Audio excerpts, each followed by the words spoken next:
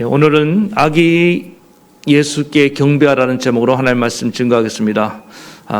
다시 한번 인사합시다. 메리 크리스마스, 기쁜 성탄 되세요.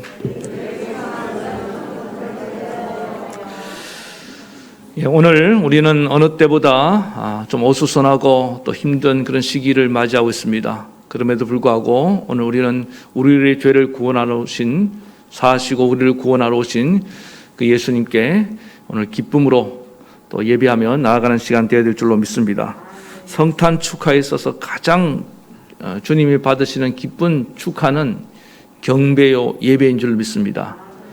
그런 의미에서 최초의 성탄 축하 예배는 그 가난한 마을 또 초라한 말구육간이지만은 거기에 천사들의 노래소리와 함께 또 동방박사들과 또 목자들이 함께 어우러져서 아기 예수님의 탄생을 축하하는 그런 경배의 예배였습니다.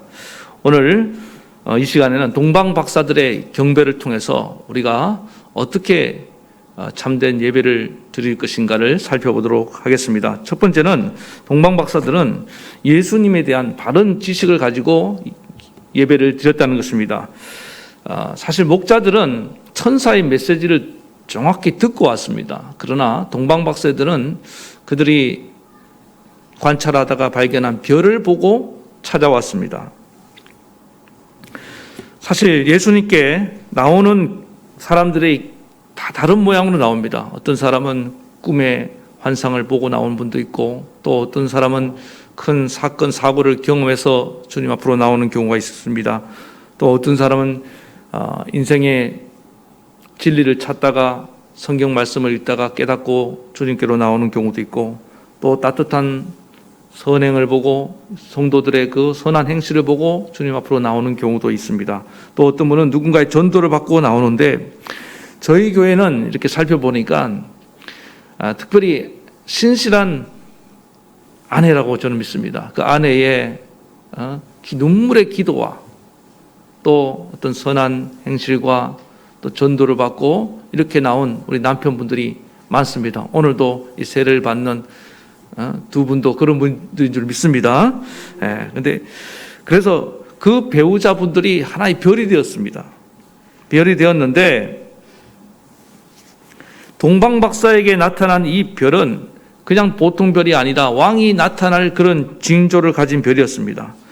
그래서 동방박사들은 처음에 그 별을 보고 따라왔는데, 이 별이 가리키는 진짜 대상을 그들은 알고 싶었습니다. 그래서 2절에 보니까 유대인을 왕으로 나신 이가 어디 계시뇨? 우리가 그의 별을 보고 그에게 경배하러 왔다고 말씀하고 있습니다. 근데 이 소식을 들으니까 왕국이 난리가 났습니다. 지금 왕이 이렇게 버젓이 살아있는데 새 왕이 태어난다고 하니까 얼마나 당황했겠습니까? 헤롯 왕이 무엇이라고? 어디에서 그 왕이 난단 말이냐? 그때 대제사장과 서기관들이 성경의 예언의 말씀이 떠올랐습니다. 유다 베들레헴이라고 합니다. 그리고 구약 미가서의 말씀까지 읽어주었습니다. 또 유대 땅 베들레헴아, 너는 유대 고을 중에 가장 작지 아니하도다. 내게서 한 다스리는 자가 나와서 내 백성 이스라엘의 목자가 되리라 하였음이니이다. 이스라엘의 이 목자라는 표현은 유대인들은 다 아는 얘기입니다. 장차 메시아가 태어날 것이다. 이 얘기를 동방박사들이 딱 듣고, 우리가 보고 찾아온 이 별이 우리를 구원할 메시아가 태어날 징조이구나. 그리고 그들은 곧장 별의 인도함을 받고 또 그 메시아임을, 그 별이 메시아가 태어날 것을 가리킬 것을 알고 별을 따라갔습니다. 그리고 별이 머무는데, 그 별이 어디에 머뭅니까? 근데 베들레헴 한 말구이 위에 탁 머무는데 거기에 한 아기가 태어났는데 영락없이 그리스도예요. 메시아예요. 그래서 이 박사들이 너무너무 기뻐서 오늘 크게 기뻐하고 기뻐하였더라고 이렇게 말씀하고 있습니다. 왜 그렇습니까? 그냥 이 별을 따라왔는데 이 별이 가리키는 진짜 대상을 만났기 때문입니다. 만약에 이 동방박사들이 이 별이 가리키는 참된 대상을 만나지 못하고 예루살렘에 머물러 있었거나 거기서 다른 대상에게 경배를 했다고 칩시다. 얼마나 그것이 잘못된 경배가 되겠습니까? 엉뚱한 사람에게 예물을 바치고 돌아갔을지도 모릅니다. 그러나 그들은 선지자의 예언된 말씀을 들었기 때문에 이 별을 가르치는 대상이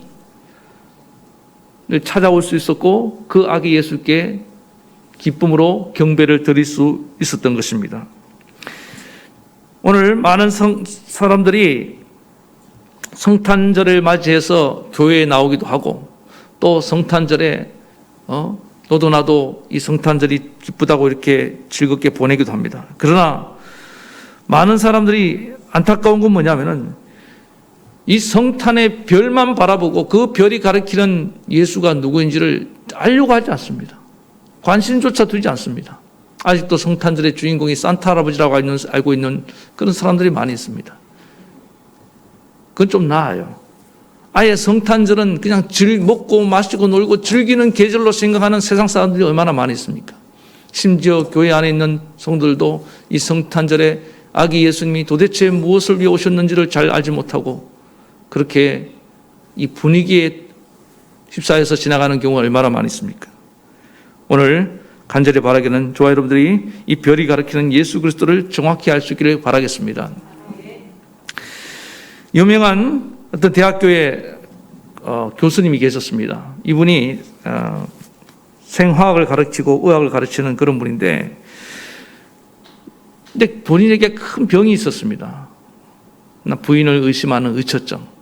이 의처증이 너무 심해서 항상 부인의 일거수일투족을 감시를 하고 부인은 너무나 그것 때문에 괴로워하고 있는데 어느 날 그 부인이 전도를 받고 교회를 나오게 되었습니다. 교회에서 하나님을 만나면서 마음의 평안을 찾기 시작했습니다. 근데 문제는 남편이에요. 남편이 계속 따라와서 교회까지 따라오는 겁니다. 그래서 말씀을 듣는데 아내는 그 말씀에 은혜를 받는데 남편은 부인 감시하러 왔는데 말씀이 귀에 들어오겠습니까? 그래서 하나도 믿음이 들어가지 않은 차로 그렇게 지내고 있었습니다. 그러던 어느 날 그 목사님이 너무 안타까워서 남편을 따로 불렀습니다. 불러서 교수님 언제까지 이렇게 신앙생활 교회를 나오시겠습니까? 이제 예수님을 구주로 영접하시고 제대로 신앙생활 좀 같이 하면 안 되겠습니까? 그렇게 권을 했더니 그 남편이 기다렸다는 듯이 교수님이 그러더라는 거예요. 목사님, 제가 목사님 설교를 가만히 듣고 있으면 무슨 생각을 하는지 아십니까? 목사님은 참 말씀도 잘하고 똑똑한 거 아는 것도 많으신 것 같은데 참 불쌍합니다. 뭐가 그렇게 불쌍합니까? 설교하는 것을 보면 항상 바보 같은 말만 늘어놓고 있습니다. 말도 안 되는 얘기를 그렇게 하시니까 참 인생이 불쌍해 보였습니다. 어떻게 동정녀가 아이를 낳을 수 있으며 어떻게 죽은 자가 3일 만에 살아날 수 있다고 말씀하십니까? 사람이 죽으면 3일 만 되면 세포가 썩고 피가 다 썩는데 그런 얼토당토하는 얘기를 하면서 젊은 나이에 너무 안 됐습니다. 그러더라는 거예요. 그러니까 목사님이 썩 웃으면서 교수님 그렇습니까? 제가 볼 때는 교수님이 훨씬 더 불쌍해 보입니다. 왜요?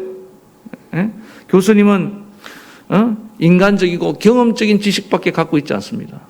교수님은 눈으로 보고 귀로 듣고 코로 냄새 맡고 손으로 만지고 뭐 이런 것만 믿고 있는 거 아니겠습니까? 감각적인 그런 지식 외에는 아무것도 없지 않습니까? 이 천지를 지으시고 없는 것을 있게 만드시고 무에서 유를 창조하시고 죽은 자를 살리시는 하나님이 우리에게 계시를 통해 주시는 그 위대한 진리를 전혀 깨닫지 못하니 그것은 바로 당신의 영이 죽어 있기 때문입니다. 그래서 저는 제가 볼 때는 교수님이 더 불쌍해 보입니다. 그랬다는 거예요. 그리고는 이제 크리스마스가 돌아왔어요. 돌아왔는데 어느 때처럼 목사님은 그냥 이 성탄의 메시지를 힘있게 선포했습니다. 하나님이 우리를 구원하시러 아기 예수님을 보내셨는데 동정녀에서 예수님이 태어나셨습니다. 그 교수님은 쳐다보지도 않고 어차피 안 믿을 사람이니까. 그랬는데 말씀이 끝나고 이제 사무실에 내려갔는데 웬일로 그 남편분이 사무실에서 기다리고 있더라는 거예요. 자세히 보니까 눈물을 주르륵 흘리면서 눈이 퉁퉁 부은 채로 그래서 또 아내하고 또 싸웠나 보다. 종종 그런 일이 있었나 모양이에요. 예. 그래서 좀 부인하고 싸우지 마세요. 그렇게 얘기를 했는데 그 교수님이 그러더라는 거예요. 목사님, 오늘은 부인하고 싸운 게 아닙니다. 목사님 말씀을 듣는데 전에 어떤 일이 일어났습니다. 예. 제 가슴, 마음속에 목사님이 하는 말이 다 믿어지기 시작했습니다. 그런데 머리에서는 계속 그것은 아니다. 그건 거짓말이다. 제가 지금 정신분열이 일어나기 시작했습니다. 여러분, 믿음은 언제나 우리 마음으로 먼저 오는 걸 믿으시기 바랍니다. 그래서 이 교수님 안에 영혼이 거듭나기 시작한 겁니다. 그래서 머리에서는 말도 안 되는 얘기라고 하지만은 그 마음 안에는 믿어지는 역사가 일어나는 것입니다. 성령의 역사인 줄 믿습니다. 그래서 지금 저는 제 눈에 눈물이 제가 흘리고 싶어 흘린 것이 아닙니다. 저도 모르게 쭉 감동이 돼서 지금 눈물이 흐르고 있는 것입니다. 제 머리에서는 계속 너 이러면 안 된다고 얘기를 하지만 제 마음은 어떻게 할 수가 없습니다. 그렇게 해서 그분이 구원을 받게 된 것입니다. 그 후에 말씀을 통해서 그분은 더 예수님을 알아가기 시작했습니다. 그러다가 어느 날 잔뜩 화가 난 모습으로 목사님을 또 찾아왔더라는 거예요. 찾아와서는 목사님 제 얘기 좀 들어보세요. 예? 제가 얼마 전에 동료 교수한테 예수 믿으라고 했더니 그 사람이 저보고 무슨 교수가 돼갖고 박사나 되는 사람이 그런 미신 같은 소리를 하고 있느냐? 응? 어떻게 동정녀에서 아기가 나올 수 있단 말이냐? 저에게 막 반박을 하고 그렇게 하는 그 교수를 보니까 너무나 무식해서 화가 났습니다. 그러더라는 거예요. 그러면서 자기가 동정녀 탄생을 생화학적으로 과학적으로 증명할 수 있다는 겁니다. 자기가 연구하는 양서류들을 보면은 어떤 자극이나 전기 쇼크를 받으면은 이 양서류들이 수컷이 없이도 새끼를 낳는 일이 일어난다는 거예요. 하물며 전능하신 하나님이 성령으로 쇼크를 줬는데 마리아가 잉태할 수 있다는 거예요. 그러니까 목사님이 껄껄 웃으면서 그랬다는 겁니다. 선생님, 교수님, 지난번에는 안 된다고 말씀하지 않았습니까? 생화학적으로, 의학적으로 안 된다면서요. 근데 이번에는 어떻게 된다고 말씀하십니까? 그러니까 그 교수님 얘기, 지난번에는 내가 믿음이 없었기 때문입니다.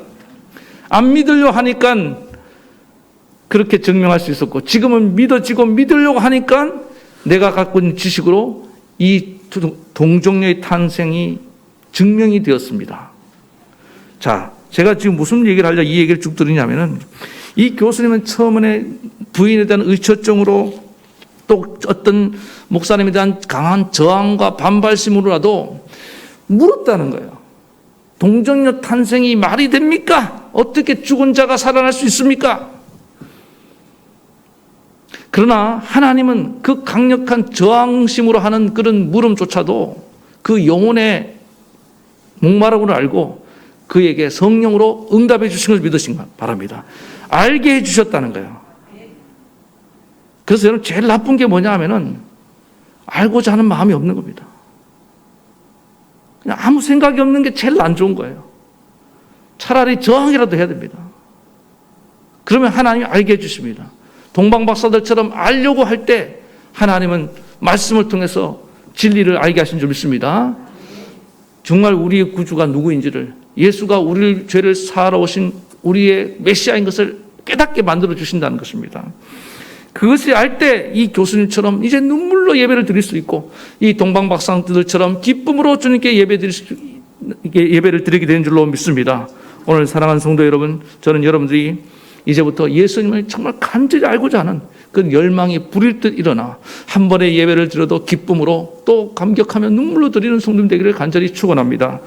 두 번째, 이 동방박사들의 예배는 희생과 헌신의 예배였다는 것입니다. 여러분, 모든 예배에는 원래 희생이 들어가야 됩니다. 희생 제물이 있어야 됩니다.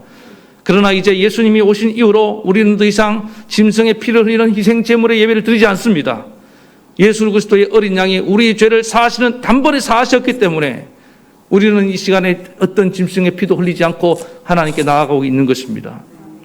그러면은 우리가 드리는 이 예배에는 어떤 희생도 필요 없단 말인가? 그렇지 않습니다. 이제 우리는 우리 자신을 하나님께 드리며 예배를 드려야 되는 줄 믿습니다. 주님의 날 위해서 피 흘려 주신 그 대속의 은혜를 감사하며 감사의 희생을 가지고 하나님께 나아가야 된다는 것입니다. 성경은 이렇게 말합니다. 너희가 값으로 산 것이 되었으니 그런즉 너희 몸을 하나님께 영광을 돌리라. 이제 우리는 주님의 몸값으로 사신 바 되었기 때문에 우리 몸이 내 것이 아닙니다. 우리는 주님의 것입니다. 주님을 기쁘시게 해야 됩니다. 어떻게 기쁘시게 할 수 있습니까? 로마서 12장 1절 그러므로 형제들아 내가 하나님의 모든 자비하심으로 너희를 권하노니 너희 몸을 하나님이 기뻐하시는 거룩한 산제물로 드리라. 하나님이 기뻐하시는 산제물, 하나님께 산제물로 드릴 때 우리 몸과 마음과 영혼을 하나님께 그대로 바치며 살 때 하나님이 기뻐하신다는 것입니다. 근데 오늘 많은 성도님들이 믿는다고 하면서 어떻습니까? 우리 몸을 하나님께 드리지 않습니다. 자기 것이라고 생각하고 마음대로 살아갈 때가 얼마나 많습니까? 그런 의미에서 동방박사들은 저 멀리서 산 높고 물 건너서 그 온갖 위험을 감수하고 이 아기 예수가 있는 유다 베들레헴까지 왔다는 것은 엄청난 희생과 대가를 치렀다는 것입니다. 오늘 이 추운 날 여러분들 이 코로나 위험을 무릅쓰고 이 예배 현장에 나오신 여러분들 그런 마음으로 나오신 줄 믿습니다. 그럼 온라인 예배 드리는 분들은 그런 마음이 없느냐? 저는 그렇게 생각하지 않습니다. 온라인은 예배를 드리지만은 예배 환경이 갖춰지지 못해서 오히려 가정에서 지금 눈치를 봐야 되고 예배를 제대로 못 드리는 분들 있습니다. 그럼에도 불구하고 그 자리에서 예배 초소를 만들어서 하나님께 마음과 신령과 진정으로 예배하는 분이 있다고 한다면 그분은 대가를 치르고 희생하며 나아가는 자리인 줄 믿습니다. 중요한 것은 우리의 마음이 어디를 향하고 있느냐. 단순한 지적인 호기심이 아니었습니다. 그들은 정말 예수 그리스도가 누구인지를 알기를 원했고 그 예수 그리스도를 만날 수 있다면 나는 어떤 위험도 어떤 모험도 감수하겠다고 결단을 내렸다는 것입니다. 우리는 동방박사에 예배하면은 황금과 유향과 모략에 관심을 많이 갖습니다. 물론 그거 세 가지 예물이 가지는 상징적인 중요한 의미가 있습니다. 그러나 더 중요한 것은 저는 그들이 이 자리까지 찾아왔다는 것입니다. 아기 예수가 있는 곳까지 찾아와서 자기의 온 모든 것을 바치려 했다는 것입니다. 오늘 우리가 주님께 온몸을 다 드리며 마음을 다하여 예배할 이유는 충분합니다. 그분이 이 땅에 오셨고 그분이 그 고귀한 몸을 찢어 주셨기 때문인 줄 믿습니다. 그 고귀한 피를 흘려 주시기 때문인 줄 믿습니다. 저는 어릴 때 우리 어머님이 저를 데리고 저 산비탈에 있는 교회를 찾아갈 때 특별히 한겨울이 되면 그 눈보라를 뚫고 나아갈 때 잊을 수가 없습니다. 막 추웠지만 어머니의 그 손과 어머니의 품이 따뜻했습니다. 근데 그 밤에 그 눈보라를 뚫고 교회에 왔을 때 어머님은 그 어떤 때보다도 눈물을 흘리시면서 또 어떤 그 희열 가운데 예배를 드린 것을 지켜보았습니다. 그렇습니다. 예배는요, 우리가 피 흘리는 만큼 대가를 치르는 만큼 희생하는 만큼 은혜를 받을 수 있다는 사실을 기억하시기 바랍니다.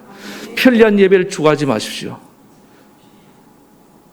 절대로 그런 편안한 예배 가운데 저는 온라인 예배 드리는 분들에게 말씀드리고 싶습니다. 그 자리가 편한 자리가 되어서는 안 되는 것입니다.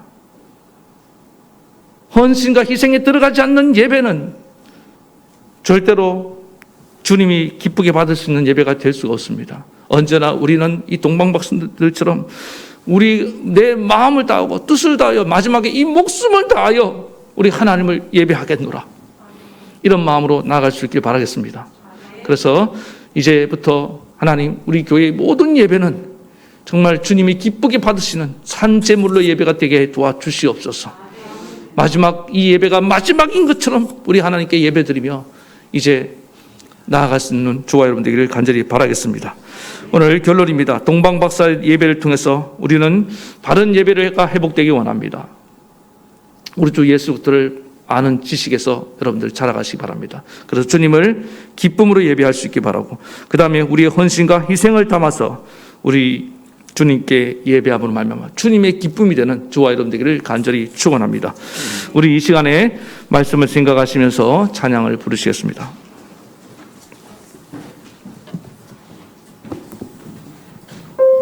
Amen.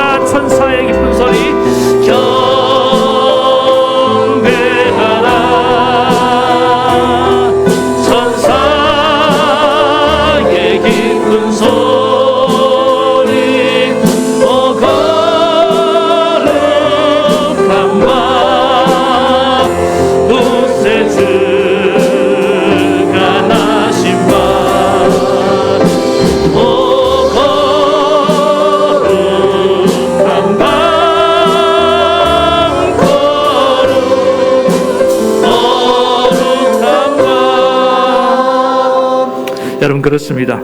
동방박사들처럼 우리가 정말 참된 예배를 드리려면 아기 예수가 누군지를 정말 알고자 해야 됩니다.